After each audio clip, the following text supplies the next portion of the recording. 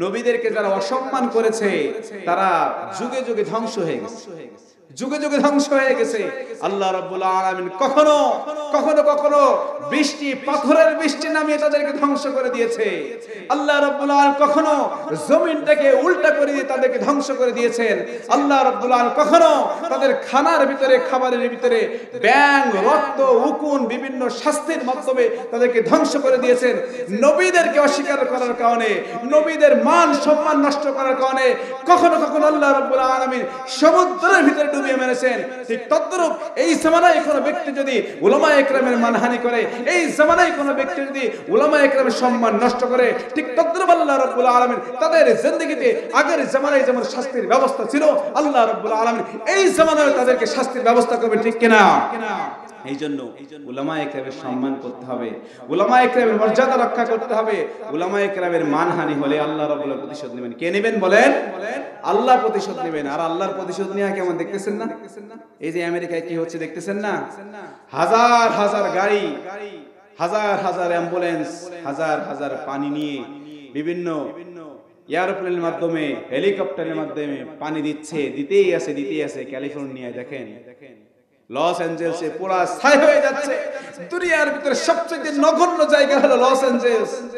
দুনিয়ার জমিনের সবচেয়ে নগ্নতা, সবচেয়ে পোশাক আশাক খোলার জায়গা সেই জায়গা। আল্লাহ রাব্বুল আলামিন সে আমেরিকাকে আজ পর্যন্ত দেখিয়ে দিচ্ছে, দেখো ইন্না বাতশা রাব্বিকা লাশাদীদ, আল্লাহ তোমাকে ধরলে তুমি আল্লাহর সামনে কিছুই না, কিছুই না। ইন্না বাতশা রাব্বিকা লাশাদীদ, আল্লাহর ধরা অত্যন্ত কঠিন, তুমি কল্পনাও করতে পারবে না আল্লাহ কিভাবে ধরবে। এই যে আমেরিকায় যেটা হচ্ছে, কিছুদিন আগেই তারা 800 কোটি টাকা দিয়ে ফিলিস্তিনের বিরুদ্ধে অস্ত্র পাঠানোর জন্য ঘোষণা দিয়েছিল। সেই 800 কোটি টাকা আজকের কোথায়? 4 লক্ষ কোটি টাকার সম্পদ তাদেরকে নষ্ট করে দিয়েছেন আল্লাহ রাব্বুল আলামিন। 4 লক্ষ কোটি টাকার সম্পদ। বোঝা যায় আল্লাহর ধরা কেমন। আগুন নিভাতে পারতেছে না, চেষ্টা করতেছে তাও নিভতেছে না। এদিকে ফিলিস্তিনে আমার মা বোনেরা, ছোট ছোট বাচ্চারা শীতের ভিতরে তাদের বাড়ি ঘর কাফেররা, ইসরায়েলের কাফেররা ধ্বংস করে দিয়েছে। মুসলমানের বাচ্চারা, ছোট ছোট বাচ্চারা কাকুতি মিনতি করছে দুইটা খাবারের জন্য, শীতের পোশাকের জন্য নিঃস্ব হয়ে গেছে। বাড়ি নেই, জমি নেই, কিছু নেই, কিছুই নেই। ছোট ছোট বাচ্চারা কোথাও যদি খাবার দেয় সবাই ছুটে আসতেছে, হা হা করে ছুটে আসতেছে। সেই ফিলিস্তিনের ছোট ছোট বাচ্চাদের দিকে তাকান, আল্লাহ রাব্বুল আলামিন দেখেন কেমন বিচার করে। আল্লাহ রাব্বুল আলামিন তাদেরকে শাহাদাতি মর্যাদা দিয়ে জান্নাতে নিয়ে যাচ্ছেন। আর এই আমেরিকার দিকে তাকান, তাদেরকে আল্লাহ রাব্বুল আলামিন এই দুনিয়া ধ্বংস করতেছে। কিয়ামতের ময়দানে ধ্বংস তো আছেই, চিল্লায় বলেন ঠিক কিনা? কাফেরদের জন্য শুধু আফসোস আর আফসোস। যাদের ঈমান নেই, যতই ভালো কাজ করুক না কেন, ওয়াল্লাযীনা কাফারু আমালুহুম কাসারাবিন বিকিয়াতি ইয়াহসাবুহু যামআনু মাআ, কাফেররা যতই আমল করুক না কেন, যতই ভালো কাজ করুক না কেন, যতই পুণ্যের কাজ করুক না কেন, সত্য কথা বলতে পারে, মানুষকে দান করতে পারে, মানুষের সঙ্গে উত্তম আচরণ করতে পারে, আত্মীয় সম্পর্ক ভালোভাবে রাখতে পারে, হয়তো কোনো অন্যায় করে না, কিন্তু ঈমান না থাকার কারণে কাফেরদের স্থান চিরস্থায়ীভাবে ফিন্নার ফিন্নার ফিন্নার, উলাইকা আসহাবুল জাহান্নাম, তারা হলো জাহান্নামবাসী, খালিদিনা ফিহা আবাদা, সারাটা জিন্দেগি। কাফেররা যাদের ভিতরে ঈমান নেই, হিন্দু ভাই বলেন, বৌদ্ধ বলেন, খ্রিস্টান বলেন, নাসারা বলেন, ইহুদি বলেন, নাস্তিক বলেন, ঈমান যাদের ভিতরে থাকবে না, সারা জীবন তারা জাহান্নামে পড়বে। খালিদিনা ফিহা, আল্লাহ বলছেন খালিদিনা ফিহা, সারা জীবন জাহান্নামে থাকবে, তাদের কোনো রক্ষা নাই, কোনো রক্ষা নাই, কোনো রক্ষা নাই। এই জন্য আমরা এমন কোনো কাজ করব না যাতে আল্লাহ আমাদেরকে অ্যারেস্ট করে ফেলে, আল্লাহ আমাদেরকে ধরে ফেলে। কারণ একজন উলামা ইকরাম যখন আল্লাহর কথা বলে, একজন উলামা ইকরাম, একজন আলেম যখন কোরআনের কথা বলে, তাকে স্তব্ধ করার জন্য, তাকে থামানোর জন্য, তার জবানটা বন্ধ করার জন্য কেউ যদি চেষ্টা করে, আল্লাহ বলছেন ওমান আযলামু মিম্মান মানআ মাসাজিদাল্লাহ, ওমান আযলামু মিম্মান মানআ মাসাজিদাল্লাহি আই ইয়াযকুরা ফিহা। মসজিদের ভিতরে আমার আলোচনা হবে, মসজিদে আসতে হলে কোরআনের আলোচনা হবে। যে ব্যক্তি এই কোরআনের আলোচনাকে বাধা দেয়, যে ব্যক্তি কোরআনের আলোচনা বন্ধ করতে চায়, যারা কোরআনের আলোচনার ভিতরে বাধা হয়ে দাঁড়ায়, আল্লাহ বলছেন এরাই হলো দুনিয়ার ভিতরে সবচেয়ে জালেম। চিল্লায় বলেন ঠিক কিনা? মুহতারাম হাজরিন, আলেমদেরকে যদি বাধা দেওয়া হয়, আলেমদের সম্মান যদি নষ্ট করা হয়, আল্লাহ রাব্বুল আলামিন কিন্তু ছাড়বেন না। কারণ উলামায়ে ইকরাম হলো নবীদের ওয়ারিস, নবীদের উত্তরসূরি, নবীদের উত্তরাধিকার তারাই পাবে। নবীরা হলো উলামায়ে ইকরামের উত্তরসূরি, তারাই হলো পূর্বপুরুষ, এবং সেখান থেকে আল্লাহ রাব্বুল আলামিন আমাদেরকে নিয়ে আসছেন। কোথায় পাইলাম এটা? তাবরানির ভিতরে আসছে। তাবরান আল জামি আল তাবরানি, এত সুন্দর হাদিসের কিতাব, সেখানে আছে রাওয়াতুহু সিকাতুন, এর রাবিগুন সব সিকা রাবি, নির্ভরশীল নির্ভরযোগ্য রাবি। আল্লাহ রাসূল সাল্লাল্লাহু আলাইহি ওয়াসাল্লামের জামানায় হযরত আবু হুরায়রা রাদিয়াল্লাহু তাআলা আনহু, উনি বাজারে গেছেন। যাওয়ার পরে দেখেন বাজারের লোক বিভিন্ন কাজকর্ম করতেছে, কেউ পরিমাপ করতেছে, কেউ ঘুরে বেড়াচ্ছে, কেউ বিভিন্ন জায়গায় আছে। হযরত আবু হুরায়রা রাদিয়াল্লাহু তাআলা আনহু সাহাবী আজমাইনদেরকে দেখে লক্ষ্য করে বলছেন, আইয়ুহাল ইখওয়ান, ও আমার প্রিয় ভাইরা, ইন্না মিরাসান নবী সাল্লাল্লাহু আলাইহি ওয়াসাল্লাম ইয়াকসামু, ও আমার প্রিয় ভাইরা, তোমাদের জন্য একটা সংবাদ নিয়ে এসেছি আমি, একটা বাণী নিয়ে এসেছি, একটা আশ্চর্য ঘটনা, একটা সুসম্পর্ক নিয়ে এসেছি, একটা সুসংবাদ নিয়ে এসেছি তোমাদের জন্য, তোমাদের জন্য একটা ভালো সংবাদ নিয়ে এসেছি। ইন্না মিরাসান নবী সাল্লাল্লাহু আলাইহি ওয়াসাল্লাম ইয়াকসামু, আমি দেখলাম আল্লাহ রাসূল সাল্লাল্লাহু আলাইহি ওয়াসাল্লামের সম্পদগুলো বণ্টন হচ্ছে। আল্লাহ রাসূল সাল্লাল্লাহু আলাইহি ওয়াসাল্লাম যে সম্পদগুলো রেখে যাচ্ছেন, এগুলো সমাজের ভিতরে বণ্টন হচ্ছে, মুসলমানদের ভিতরে বণ্টন হচ্ছে, সাহাবী আজমাইনদের ভিতরে বণ্টন হচ্ছে। ও আমার প্রিয় ভাইরা, তোমরা কি সেই সম্পদ চাও না? সেই সম্পদ চাও না? সাহাবী আজমাইন লক্ষ্য করে বলছেন, নাআম নাখুযুহা, আমরা সেই সম্পদ তো অবশ্যই চাই, সেটা আমরা নেব। হযরত আবু হুরায়রা রাদিয়াল্লাহু তাআলা আনহু বললেন, তাহলে তোমরা এখানে কেন? বাজারের ভিতরে কি করছো? বাজারের ভিতরে সময় কেন নষ্ট করছো? তোমরা যাও, রাসূল সাল্লাল্লাহু আলাইহি ওয়াসাল্লামের সম্পদ বণ্টন হচ্ছে, এটা তোমরা গ্রহণ করো। সকলে লক্ষ্য করে বললেন, আইনা হুয়া, সেই জায়গাটা কোথায় যেখানে রাসূল সাল্লাল্লাহু আলাইহি ওয়াসাল্লামের সম্পদ বণ্টন হয়? হযরত আবু হুরায়রা রাদিয়াল্লাহু তাআলা আনহু, হুয়া ফিল মসজিদে, সেটা হলো মসজিদের ভিতরে। মসজিদের ভিতরে আল্লাহ রাসূলের সম্পদ বণ্টন হচ্ছে। তোমরা যাও, দ্রুত যাও, আল্লাহ রাসূলের সম্পদ নেওয়ার জন্য চলে যাও। সবাই তো ভাবতেছে, আরে রাসূলের সম্পদ বণ্টন হচ্ছে, অবশ্যই আমি যদি কিছু পাই, এটা আমি ধন্য হয়ে যাব। দেখেন না, বর্তমানে বিশ্বে বড় বড় ব্যক্তিত্ব যারা, ফেমাস পারসন যারা, তাদের শার্ট, জুতা, মাথায় যেটা পড়তো, যে হাতে যেগুলো ব্রেসলেট ঘড়ি পড়তো, এগুলো অনেক চড়া দামে বিক্রি হয় না? দেখবেন অনেক চড়া দামে বিক্রি হয়। মনে করে এটা নিতে পারলে মনে হয় আমার জীবন ধন্য, আমি সাকসেসফুল হয়ে যাব, তারা মনে করে। অথচ রাসূল সাল্লাল্লাহু আলাইহি সাল্লাম আমাদের কলিজা, রাসূল সাল্লাল্লাহু আলাইহি সাল্লাম আমাদের জীবন, রাসূল সাল্লাল্লাহু আলাইহি সাল্লাম দুনিয়ার ভিতরে সবচেয়ে মহব্বতের পাত্র, দুনিয়ার ভিতরে সবচেয়ে আপনজন কে? রাসূল সাল্লাল্লাহু আলাইহি সাল্লাম। কে বলেন? রাসূল সাল্লাল্লাহু আলাইহি সাল্লাম। আল্লাহ রাসূল বলেন, লা ইউমিনু আহাদুকুম হাত্তা আকুনা হাব্বা ইলাইহি মিন ওয়ালাদিহি ওয়া ওয়ালিদিহি ওয়ান নাসি আজমাইন। তোমরা জানো, তোমরা কেউ পরিপূর্ণ মুমিন হতে পারবে না যতক্ষণ পর্যন্ত আমাকে তোমার সন্তানের চাইতে বেশি ভালো না বাসবে, আমাকে তোমার পিতামাতার চাইতে বেশি ভালো না বাসবে, আমাকে যতগুলো মানুষ আছে দুনিয়ার ভিতরে সব চাইতে বেশি ভালো না বাসবে, ততক্ষণ পর্যন্ত তোমরা পরিপূর্ণ মুমিন হতে পারবে না, পরিপূর্ণ মুমিন হতে পারবে না। এই জন্য সম্মানিত হাজিরিন, আল্লাহ রাসূলের সম্পদ বণ্টন হচ্ছে, সবাই তো মনে করছে, বাহ, কোন একটা সম্পদ পাইলে আমি ধন্য হয়ে যাব। হযরত আবু হুরায়রা রাদিয়াল্লাহু আনহু বলার পরে সাহাবীরা সবাই ছুটে চলে গেল মসজিদের ভিতরে। খুব ইন্টারেস্টিং ঘটনা, শুনেন।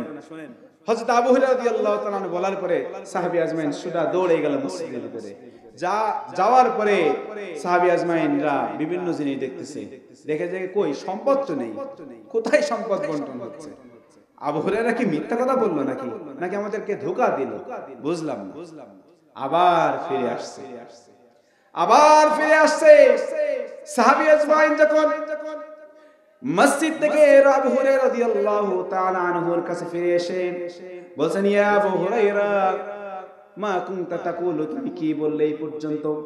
একটু আগে আমাদেরকে কি বললে? তুমি যে বললে আল্লাহ রাসূলের সম্পদ মেরাজ বণ্টন হচ্ছে, আমরা গিয়ে দেখি ওখানে কোনো মেরাজ বণ্টন হচ্ছে না। হযরত আবু হুরায়রা রাদিয়াল্লাহু তাআলা আনহু বলেন, হাল্লা তাজিদুনা ফি আহাদান, তোমরা কি সেখানে কোনো ব্যক্তিকে দেখতে পাও নাই? সেখানে কি কাউকে পাও নাই? সকলেই বললেন, নাম, হ্যাঁ, আমরা ওখানে অনেক ব্যক্তিদেরকে দেখেছি। মানহুম ইউসাল্লুনা, কেউ কেউ নামাজ আদায় করছে, আবার কেউ কেউ ইয়াদরুসুনা তালিমাল কোরআন, কেউ কেউ কোরআনের শিক্ষা গ্রহণ করছে, আবার কেউ কেউ ইয়াজকুরুনাল্লাহ, কেউ কেউ জিকির আজকার করছে, কেউ কেউ আল্লাহ রাসূল সাল্লাল্লাহু আলাইহি ওয়াসাল্লামের হাদিসের বাণী শুনতেছে। হযরত আবু হুরায়রা রাদিয়াল্লাহু তাআলা আনহু বললেন, গাদারে ওয়াইহাকুম, আরে বোকা, তোমরা জানো না এই আল্লাহর রাসূলের হাদিস, আল্লাহর রাসূলের সুন্নাত, আল্লাহর রাসূলের ইলম দিচ্ছেন আমাদেরকে, এটাই তো আল্লাহর রাসূল সাল্লাল্লাহু আলাইহি ওয়াসাল্লামের মিরাজ। সিল্লাহি বলেন সুবহানাল্লাহ। আল্লাহর রাসূলের যে ইলম দিচ্ছেন, যে কোরআনের বাণী দিচ্ছেন, যে হাদিসগুলো শোনাচ্ছেন, এগুলোই তো রাসূলের মিরাজ। কেন? আল্লাহ রাসূল সাল্লাল্লাহু আলাইহি ওয়াসাল্লাম, আবু হুরায়রা রাদিয়াল্লাহু তাআলা থেকে বর্ণিত, আল্লাহ রাসূল সাল্লাল্লাহু আলাইহি ওয়াসাল্লাম বলেন, ইন্নামাল উলামা ওয়ারাসাতুল আম্বিয়া। ও দুনিয়ার মানুষ শুনে নাও, ও দুনিয়ার মানুষগুলো শুনে নাও, রাসূল সাল্লাল্লাহু আলাইহি ওয়াসাল্লাম বলেন, দুনিয়ার ভিতরে যতগুলো মানুষ আছে, এই মানুষের ভিতরে সবচেয়ে উত্তম হলো উলামায়ে কেরাম। কারণ ইন্নামাল উলামা ওয়ারাসাতুল আম্বিয়া, সমস্ত উলামায়ে কেরাম হলো নবীগণদের ওয়ারিস, সমস্ত উলামায়ে কেরাম নবীগণদের উত্তরসূরি, সমস্ত উলামায়ে কেরাম নবীগণদের যেগুলো সম্পদ রেখে গেছেন, সেই সম্পদগুলোর মালিক হলো সমস্ত উলামায়ে কেরাম। সেই সম্পদগুলো কি? আবু হুরায়রা রাদিয়াল্লাহু তাআলা বলেন, লাম ইউরিসু দিনার ওয়ালা দিরহামা, রাসূল সাল্লাল্লাহু আলাইহি ওয়াসাল্লাম কোনো টাকা রেখে যান নাই, রাসূল সাল্লাল্লাহু আলাইহি ওয়াসাল্লাম কোনো দিনার রেখে যায় নাই, রাসূল সাল্লাল্লাহু আলাইহি ওয়াসাল্লাম কোনো দিরহাম রেখে যায় নাই, বাল ইউরিসুল ইলমা, রাসূল সাল্লাল্লাহু আলাইহি ওয়াসাল্লাম কিছু ইলম রেখে গিয়েছেন, উলামায়ে কেরাম সেই ইলমগুলো গ্রহণ করার মাধ্যমে, এটাই সবচেয়ে অমূল্য সম্পদ। এই সম্পদটা যখন উলামায়ে কেরাম রাসূলের বাণীগুলো গ্রহণ করেছে, কোরআনের ওহীর বাণীগুলো গ্রহণ করেছে, তখনই সাথে সাথে উলামায়ে কেরাম রাসূল করেন ওয়ারিস হয়ে গেছেন। চিল্লায়ে বলেন সুবহানাল্লাহ। যখনই কোরআনের জ্ঞান দিয়েছে, কোরআনের ইলম নিয়েছে, সাথে সাথে উলামায়ে কেরাম নবীগণের ওয়ারিস হয়ে গেছে, সাথে সাথে উলামায়ে কেরাম নবীগণের ওয়ারিস হয়ে গেছে। লাম ইউরিসু দিনারা ওয়ালা দিরহামা, উলামায়ে কেরাম তো সম্পদের মালিক না, উলামায়ে কেরাম তো রাসূল থেকে কোনো দিনার পায় নাই, কোনো দিরহাম পায় নাই। উলামায়ে কেরাম কি পেয়েছেন? চিল্লায়ে বলেন, কি পেয়েছে? ইলম পেয়েছে। কি পেয়েছে? ইলম পেয়েছে, কোরআনের জ্ঞান পেয়েছে, রাসূলের হাদিস পেয়েছে। এই কোরআনের জ্ঞান যাদের ভিতরে আছে, এরা হলো রাসূল সাল্লাল্লাহু আলাইহি ওয়াসাল্লামের ওয়ারিস, এরা হলো রাসূল সাল্লাল্লাহু আলাইহি ওয়াসাল্লামের সম্পদের ওহী, কোরআনের জ্ঞান এবং রাসূলের হাদিসের এই সম্পদের মালিক। যারা এই সম্পদের মালিক, যারা রাসূল সাল্লাল্লাহু আলাইহি ওয়াসাল্লামের ওয়ারিস, তাদেরকে যদি মানহানি করা হয়, তাদের সম্মান নষ্ট করা হয়, আল্লাহর রাসূল বলেন ওই ব্যক্তি আমার উম্মতের অন্তর্ভুক্ত না, ওই ব্যক্তি আমার উম্মতে বলে গণ্য হবে না। যে ব্যক্তি আমার উলামায়ে কেরামদেরকে সম্মান করে না, যে ব্যক্তি উলামায়ে কেরামের সম্মান করবে না, ফালাইসা মিন্না, সে কখনো আমার উম্মতের অন্তর্ভুক্ত হবে না। উলামায়ে কেরামের মর্যাদা বুঝে আল্লাহ রাসূল হযরত আয়েশা সিদ্দিকা রাদিয়াল্লাহু তাআলা থেকে বর্ণিত, আনজিলুন নাসা মানাজিলাহুম, তোমরা যে যেখানেই থাকো না কেন, প্রত্যেকটা মানুষ যার যে সম্মান আছে সেই সম্মান বজায় রাখো, যার যে মর্যাদা আল্লাহ দিয়েছেন তার সেই মর্যাদা বজায় রাখো।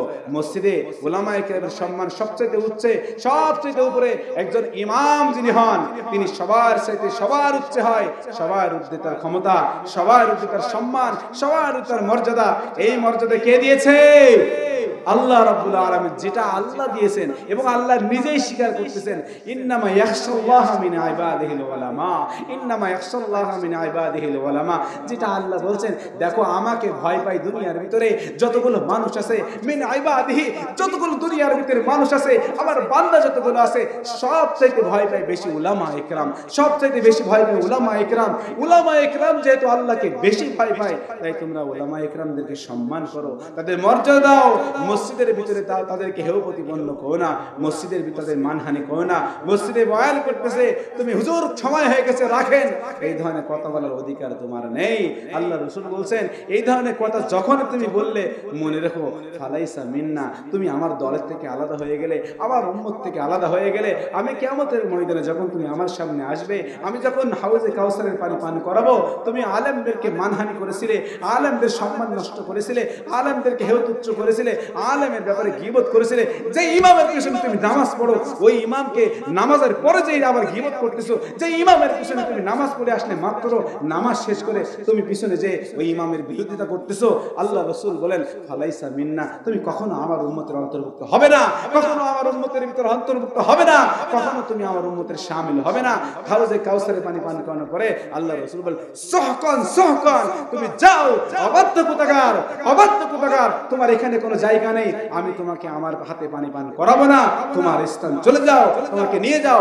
ফেরেশতারা যখন তাদের ঘাড় ধরে নিয়ে যাবে, আল্লাহ রাসূল সাল্লাল্লাহু আলাইহি ওয়াসাল্লাম বলেন আল্লাহ রাব্বুল আলামিন তাদেরকে লক্ষ্য করে বলবেন খুযুহু ফাগুল্লুহু সুম্মাল জাহিম সাল্লু, ও ফেরেশতারা, ও ফেরেশতারা, খুযুহু ফাগুল্লুহু সুম্মাল জাহিম সাল্লু, খুযুহু ধরো, এদেরকে ভালো করে ধরো, খুযুহু ভালো করে ধরো, ফাগুল্লুহু বাঁধো, ভালো করে, ভালো করে বেঁধে নাও, হাত এবং পা একসঙ্গে বাঁধো, সুম্মাল জাহিমা সাল্লু, এরপরে এদেরকে, এরা দুনিয়ার ভিতরে বিশৃঙ্খলা করত, এরা দুনিয়ার ভিতরে আলেমদের কথা শুনতো না, এরা দুনিয়ার ভিতরে ইমামের পিছনে লেগে থাকতো, এরা দুনিয়ার ভিতরে একজন মুয়াজ্জিন নিরীহ মানুষ তার পিছনে লেগে থাকতো, সারাক্ষণ তাদের টেনশনে ফেলতো, সারাক্ষণ তাদেরকে পেরেশানির ভিতরে রাখতো। এবার ফাকুল্লুহু, তাদেরকে ধরো, সুম্মাল জাহিমা সাল্লু, তাদেরকে জাহান্নামে টানতে টানতে নিয়ে যাও। চিল্লায় বলেন ঠিক কিনা?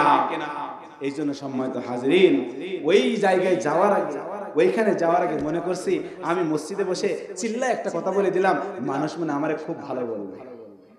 আমি মনে করছি ইমাম সাহেব মেম্বারে বসে আছে আর আমি এখান থেকে ইমাম সাহেবকে অর্ডার করছি, এই হুজুর টাইম হয়ে গেছে বন্ধ করে, মনে করছে আমি হিরো হয়ে গেছি।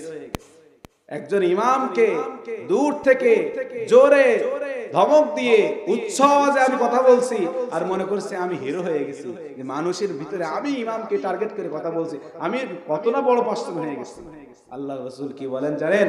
আল্লাহ রাব্বুল আলামিন সূরাতুল হুজুরাতের ভিতরে কি বলছে জানেন? আল্লাহ রাব্বুল আলামিন বলেন দেখো উলামা ইকরাম যেহেতু নবীদের ওয়ারিস, তাই ওয়ারিসদের সঙ্গে সেভাবে কথা বলো যেভাবে সাহাবী আজমাইন নবীদের সামনে কথা বলেছেন।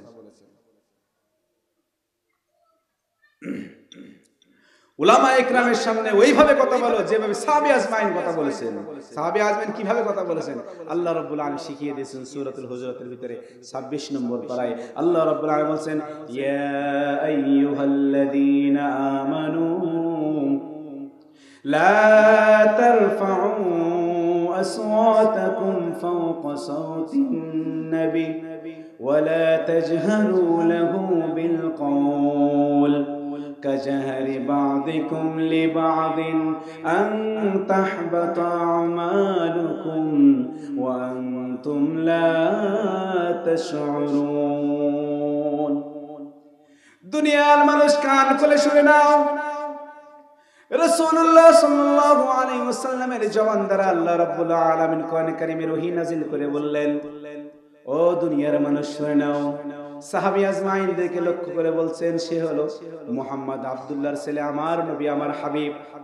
লা তারফাউ আসওয়াতাকুম ফাওকা সাওতিন নবী, খবরদার তোমরা নবীদের সামনে কখনো উচ্চ গলায় কথা বলবে না, উচ্চ আওয়াজে কথা বলবে না, ধমক দিয়ে কথা বলবে না, তোমার সাউন্ড, তোমার গলার আওয়াজ যেন নবীর সামনে জোরে না হয়। লা তারফাউ আসওয়াতাকুম ফাওকা সাওতিন নবী, আল্লাহ রাসূল যত স্বরে কথা বলছেন তার চাইতে উচ্চ স্বরে যেন তোমার আওয়াজ না হয়। ওয়ালা তাজহারু লাহু বিল কওল, তোমার কথা যেন জোরে জোরে না হয়। আল্লাহ রাসূল সাল্লাল্লাহু আলাইহি ওয়াসাল্লামকে লক্ষ্য করে বলছেন, তোমার সাহাবীদেরকে বলে দাও, তোমার উম্মতদেরকে বলে দাও, কিয়ামত পর্যন্ত যেহেতু এই কোরআন থাকবে, এই কোরআনের নির্দেশনা থাকবে, এই কোরআনের বিধান থাকবে, এই কোরআনের বাণী কিয়ামত পর্যন্ত চলতে থাকবে। আল্লাহ রাব্বুল আলামিন বলেন ইন্না নাহনু নাযালনা যিকরা ওয়া ইন্না লাহু লাহাফিজুন।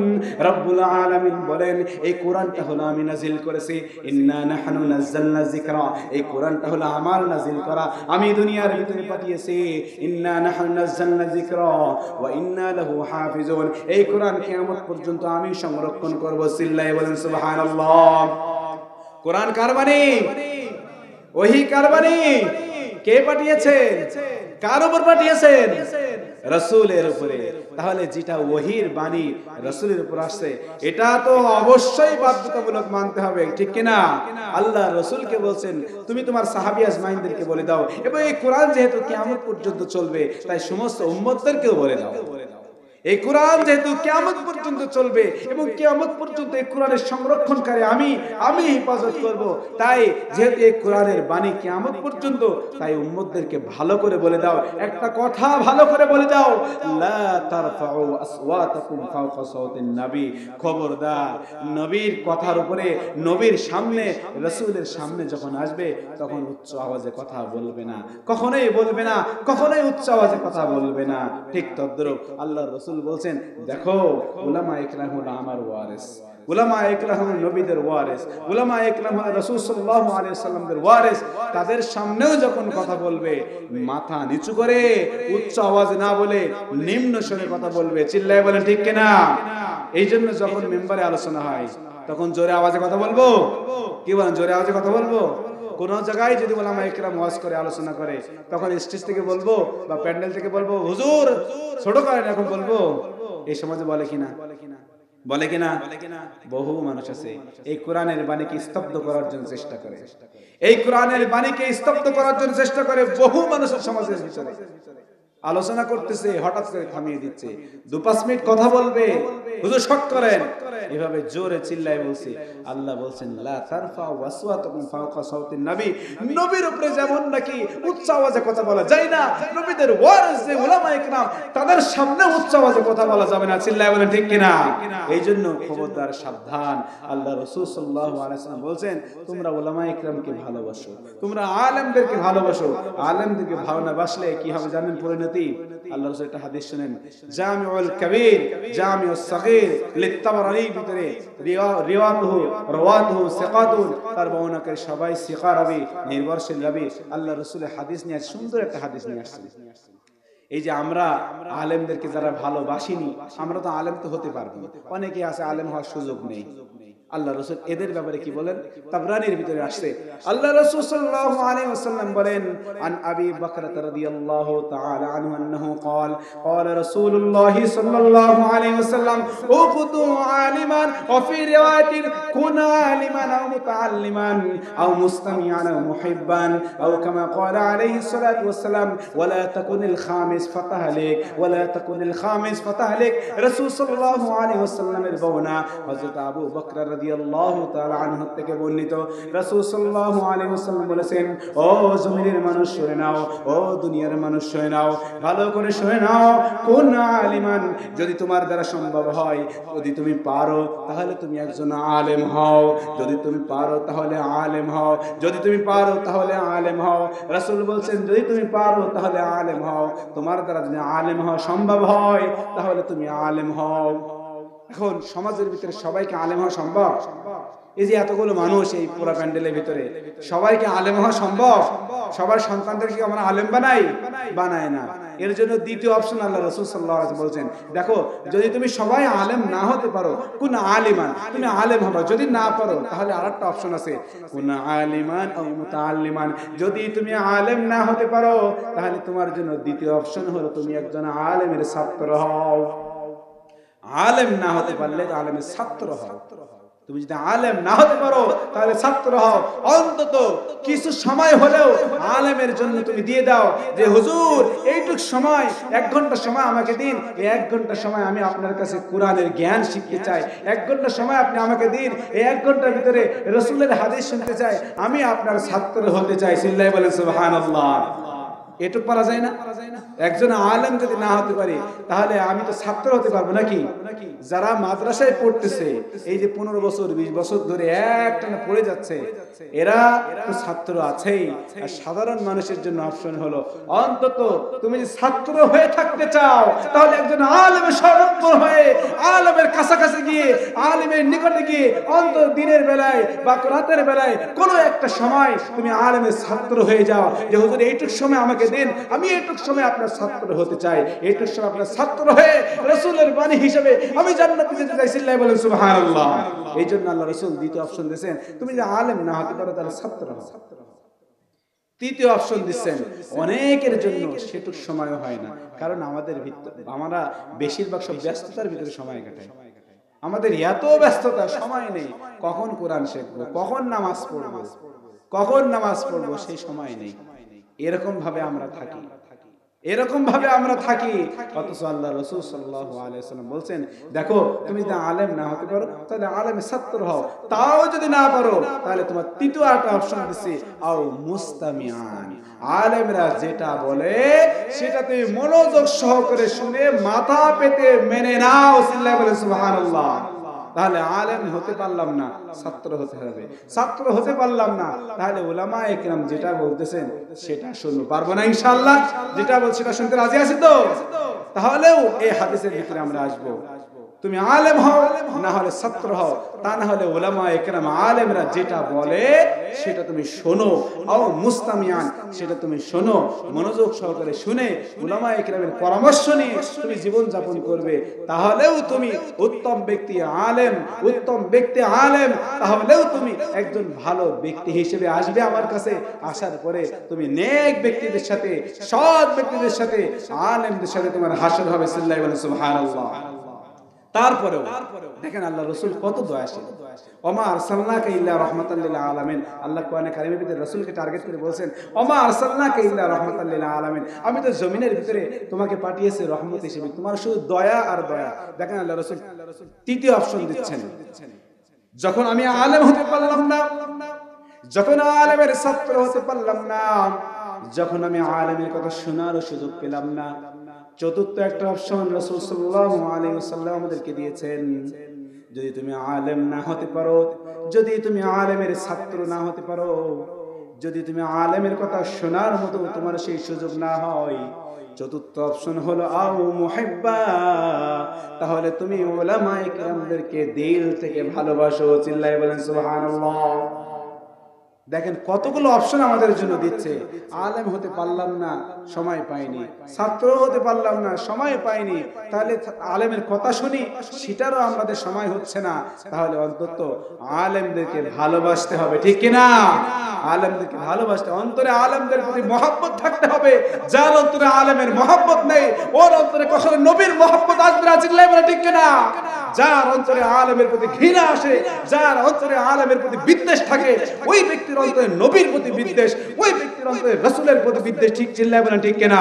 এইজন্য আল্লাহ রাসূল বলেন, দেখো তোমার এই চারটা অপশন আমি দিয়ে দিলাম, চারটা অপশন দিয়ে দিলাম, চারটা অপশন। ওয়ালা তাকুনিল খামিস, খবরদার পঞ্চম ব্যক্তি তুমি হয়ো না। ওয়ালা তাকুনিল খামিস ফাতাহলিক, তুমি যদি পঞ্চম ব্যক্তি হয়ে যাও নিশ্চিত যে তুমি ধ্বংস হয়ে যাবে, ধ্বংস হয়ে যাবে। তাহলে যদি আলেম হতে পারি আলহামদুলিল্লাহ, আলেম না হতে পারলে আলেমের ছাত্র হতে পারবো, সেটাও যদি না হতে পারি তাহলে আলেমের কথা শুনবো, তাও যদি সুযোগ না পাই তাহলে আলেমকে আমরা অন্তর থেকে ভালোবাসবো।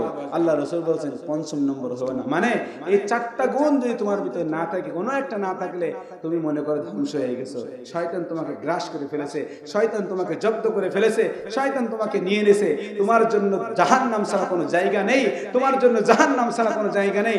ফাতাহলিক, আল্লাহ রাসূল বলেন তুমি ধ্বংস হয়ে যাবে, নিশ্চিত অবধারিত অত্যাবশ্যকীয় বলছি, তুমি ধ্বংস হয়ে যাবে, ধ্বংস হয়ে যাবে, ধ্বংস হয়ে যাবে। চিল্লায়ে বলেন ঠিক কিনা?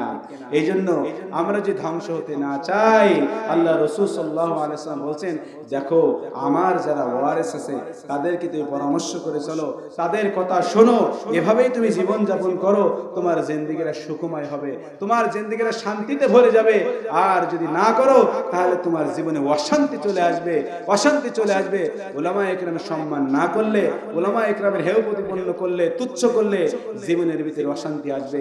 আজ পর্যন্ত যারা আলেমদেরকে মানহানি করেছে, আলেমদের অসম্মান করেছে, আলেমদেরকে তুচ্ছ করেছে, একটা নজির কেউ দেখাতে পারবে না যে আলেমদেরকে মানহানি করেছে, অসম্মান করেছে, তুচ্ছ মনে করেছে, তাদের সন্তান ভদ্র হয়েছে, শান্ত হয়েছে, এরকম কোন নজির পৃথিবীতে নেই। চিল্লায়ে বলেন ঠিক কিনা?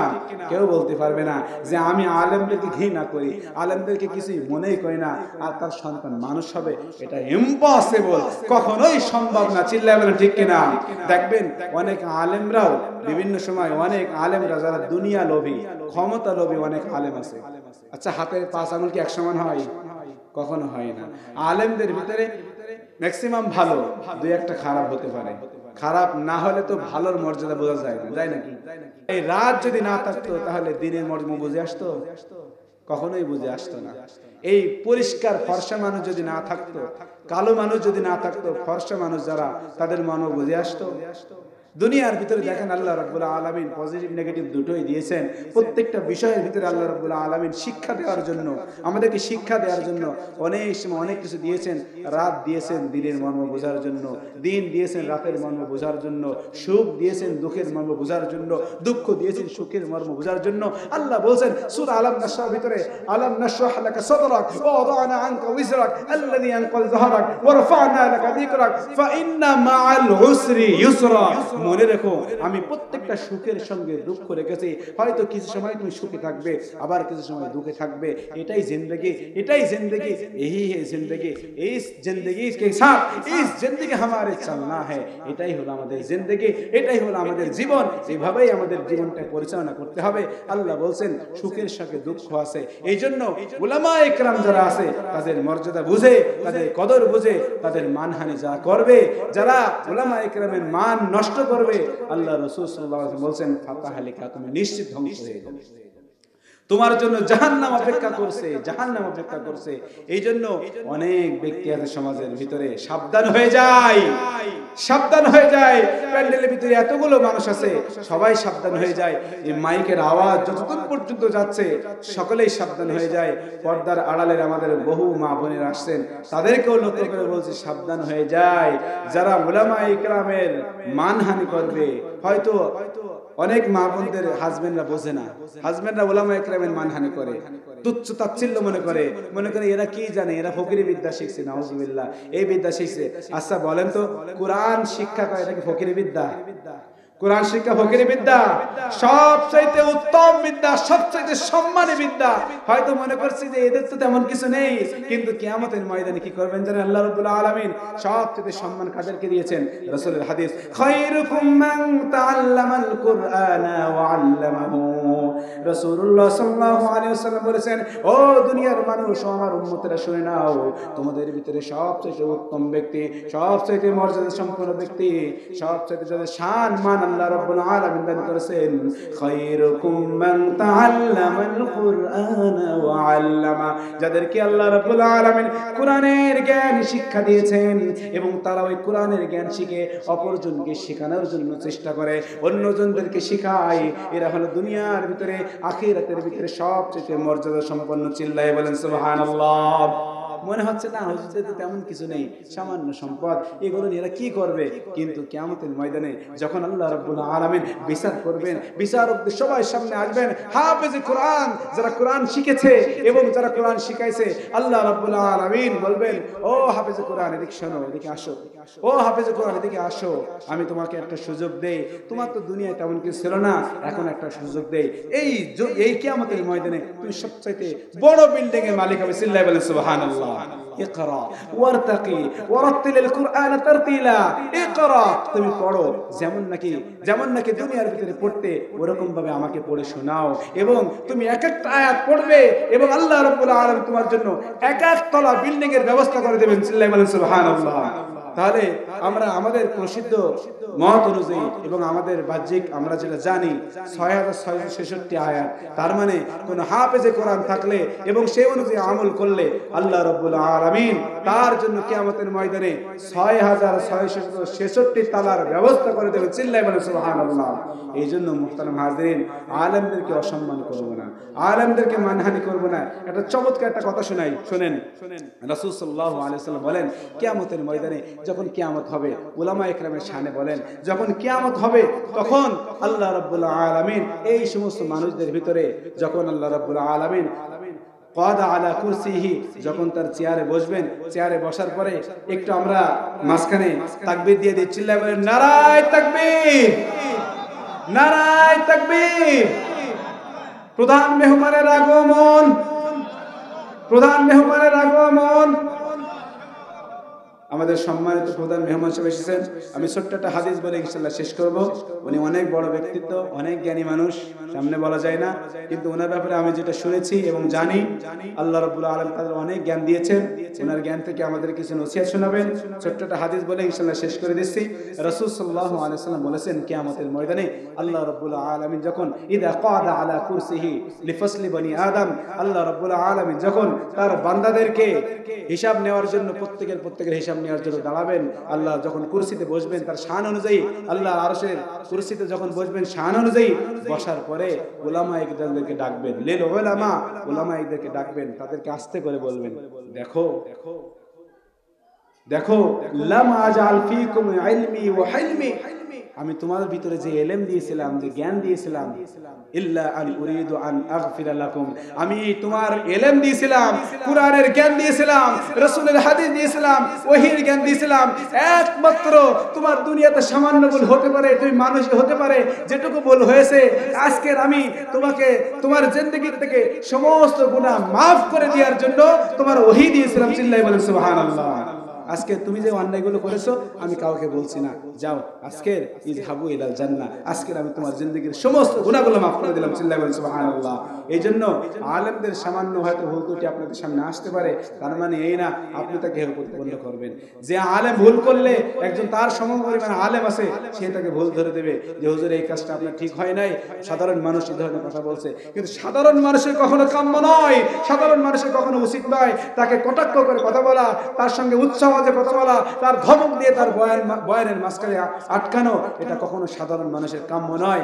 আল্লাহ কিয়ামতের ময়দানে আলেমদেরকে গোপন ভাবে ডেকে তাদের দুনিয়া যে সামান্য ভুল ত্রুটি হয়েছে এগুলো মাফ করে দিয়ে বলবে, দেখো আমি তোমার ইলম দিয়েছিলাম, এই কারণে আমি তোমার জিন্দেগীর সমস্ত গুনাহগুলো মাফ করে দিলাম। সুবহানাল্লাহ। এই জন্য সম্মানিত হাজরিন, খবরদার, আলেমদের মানহানি করব না, আলেমদের বয়ানে কখনো কথা উঠাবো না, আলেমদের মেম্বারে যে ইমামরা যে বয়ান করে সেখানে যে তাকে থামানোর চেষ্টা করব না, মুয়াজ্জিন সাহেবদেরকে সম্মান দেওয়ার চেষ্টা করব। পারবো তো ইনশাআল্লাহ?